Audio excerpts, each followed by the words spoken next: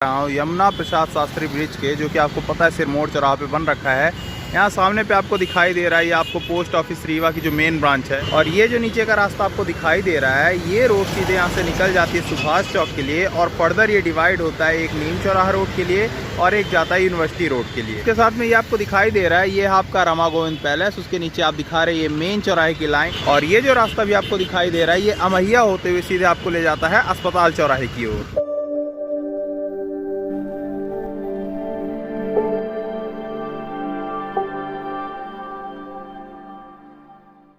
दोस्तों अगर बात की जाए यमुना प्रसाद शास्त्री ब्रिज की, तो ये बन जाने से यहाँ के लोगों को बहुत ज़्यादा आराम हुआ है। आए दिन सिरमौर चौराहे में कितना ज़्यादा ट्रैफिक हुआ करता था, लेकिन ये बन जाने से जिन्हें पुराने बस स्टैंड या नया बस स्टैंड जाना है उन्हें सिरमौर चौराहा आने की ज़रूरत नहीं होती है। डायरेक्ट वो इस फ्लाईओवर में चढ़ के अपने अपने जगह पे जा सकते हैं। दोस्तों आपकी नज़र डलवाना चाहूँगा, ये जो फ्लाईओवर के ऊपर लगे हुए इलेक्ट्रिक पोल्स ये बखूबी काम करते हैं और लगभग 50 मीटर की दूरी पे ये इलेक्ट्रिक पोल्स लगे हुए हैं। अगर इसी सेफ्टी वॉल की बात करें तो किनारे किनारे पे ये जो यहाँ पे वॉल्स बनी हुई है लगभग 3.5 से 4 फीट पे बनी हुई है, उनके ऊपर ये पाइप्स लगी हुई हैं।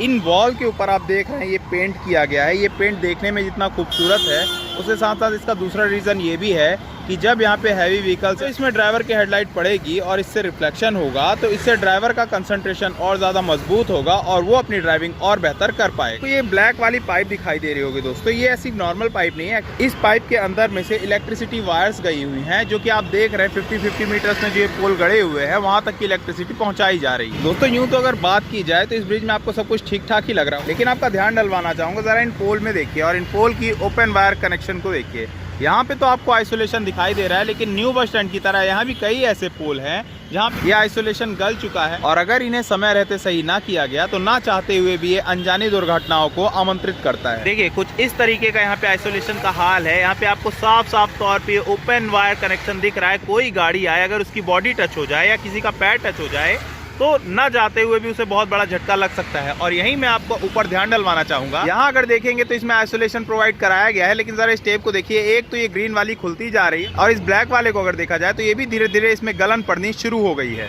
यहाँ पे आपको जितने पोल दिखाई दे रहे हैं वहाँ पे लगभग सबकी हालत यही है। ऐसा एक दो पोल पे नहीं, सभी के साथ ऐसा ही हो रहा है। यहाँ पे एक और कमी को नजर डलवाना चाहूंगा दोस्तों, यहाँ पे ये जो इलेक्ट्रिसिटी वाली पाइप है जिसके अंदर इलेक्ट्रिसिटी वायर है, इसको पतले से आयरन रॉड से बांधा गया है और ये देखिए इनका मुंह किस तरीके से निकला हुआ है, ये एकदम बाहर की ओर है। यहाँ पे कोई जाएगा, किसी का शर्ट कपड़ा या कुछ भी हो सकता है, गाड़ी में स्क्रैच लग सकता है।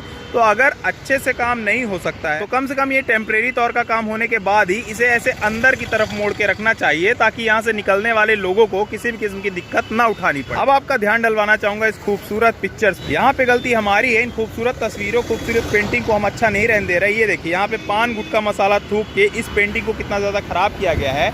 ये सरकारी धरोहर नहीं है। ये जो सारे निर्माण कार्य होते हैं ये कोई सरकार अपने पैसों से नहीं करवाती है, ये आपके और मेरे दिए गए टैक्स के पैसों से होता है। तो इनको अपनी जिम्मेदारी समझें, इनकी साफ सफाई हमारी रिस्पॉन्सिबिलिटी। और आपसे आग्रह रहेगा कि इस तरीके का काम करने से पहले ये सोचे कि आप इस ब्रिज की दीवारों पे नहीं थूक रहे हैं, अपने घर में थूक रहे हैं। ओवरऑल यहाँ की कमी की बात की जाए दोस्तों तो और तो सारी चीजें हो गए टेम्परेरी है, वो सारी चीजें सुधारी जा सकती हैं, इतना बड़ा कोई वो इशू नहीं है। बट लेकिन ये जो इशू मैंने आपको बताया ओपन वायर कनेक्शन वाला, जरा देखिए दोस्तों, यहाँ पे सबसे पहले आइसोलेशन किया गया, लेकिन ये आइसोलेशन की दशा आपके सामने देखिए किस तरीके से यहाँ पे आइसोलेशन जो टेप है वो गल चुकी है और एकदम वायर ओपन हो चुकी है। सेम आपका ध्यान यहाँ नीचे डलवाना चाहूंगा, देखिए किस तरीके से ये ओपन वायर। और जरा आप ये नजारा देखिए, अगर मैं यहाँ की बात करूँ तो ये बिल्कुल उस जगह पे हम आते हैं किनारे से, हम ये कभी भी हमसे छू सकता है और कोई बड़ी दुर्घटना यहाँ पे अंजाम ले सकती है। अगर आपको बात करूँ तो यहाँ पे बहुत ज्यादा गंद भी आ रही है वायर जलने की। तो मेरी आपके थ्रू सरकार से ये रिक्वेस्ट रहेगी कि इन सब चीजों में ध्यान दिया जाए और एज अ रीवा वासी ये सारी चीजें आपको भी देखनी चाहिए। जो कुछ सरकार को करना है वो तो कर लेगी, लेकिन जो ये हमारा कर्तव्य है, हमारा दायित्व है, अपनी प्रॉपर्टी को कम से कम हमें इतनी समझ होनी चाहिए कि अपनी प्रॉपर्टी को हम गंदा ना करें।